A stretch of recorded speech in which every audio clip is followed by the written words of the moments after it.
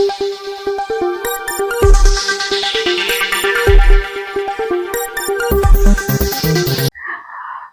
तारखेला श्रीमंत रामराजे नाईक निंबाळकर साहेब यांची साखरवाडीमध्ये श्रीराम सहकारी साखर कारखान्याच्या निमित्ताने एक सभा झाली। त्या सभेमध्ये त्यांच्या काही शब्दांचा विपर्यास करून अतिशय चुकीचे शब्द त्यांच्या भाषणामध्ये किंवा त्यांच्या म्हणण्यामध्ये ऍड करून तालुक्यातील जनतेला मिसगाईड करण्याचा प्रयत्न समोरची पार्टी करत आहे।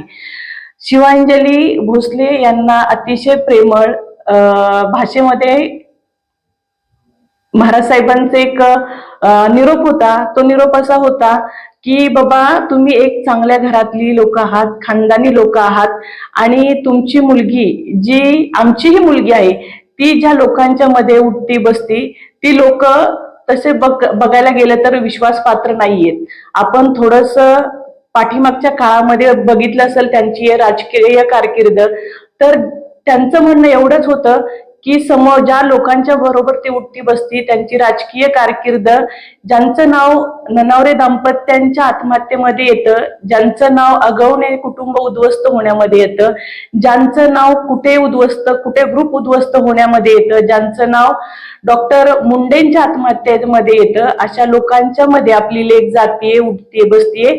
जे लोक स्वतःच्या राजकीय स्वार्थापोटी प्रत्यक्ष या लोकांचा अप्रत्यक्ष कितीतरी लोकांचा बळी घेऊ शकतात, तर ते लोक आपल्या लेकीचा स्वतःच्या राजकीय स्वार्थापोटी बळी का घेणार नाहीत?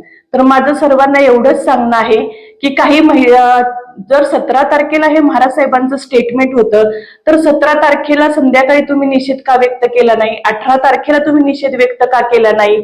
शनिवारी दिवसभर तुम्ही निषेध व्यक्त का केला? तुम्ही फक्त वर रूम मधून येणाऱ्या स्क्रिप्टची वाट बघत होता का? माझा हा प्रश्न आहे समोरच्यांना। आज महिलांच्या नावावरनं महाराजांना निषेध म्हणून जो मेसेज व्हायरल होतात, तर महाराज साहेबांच्या हे भाषणामध्ये त्या व्यक्तीबद्दल कुठंही व्यक्तिगत टीका नाही, कुठलाही अपमान नाही, कुठलाही अपमानास्पद असं स्टेटमेंट नाहीये, तरी पण ते समोरून स्वतःची राजकीय पोळी भाजण्यासाठी एका मुलीचा वापर करतात आणि ह्याच प्रकारे जे महाराजांच्याकडून झालं नाहीये ते त्यांच्या राजकीय स्वार्थासाठी एका मुलीची बदनामी करतात। आणि मला त्यांना एवढंच सांगायचंय की स्वतःच्या राजकीय पोळी भाजण्यासाठी किंवा राजकीय हेतू साध्य करण्यासाठी एक विनंती आहे की तुम्ही कृपा करून एका मुलीच्या नावाचा वापर करू नये। पूर्ण भाषण जर ऐकलं तर महाराज साहेबांनी तिथं स्पष्ट असं बोललेले आहेत की तुम्ही चांगल्या घरातली लोक आहेत, तुम्ही खानदानी लोक आहात।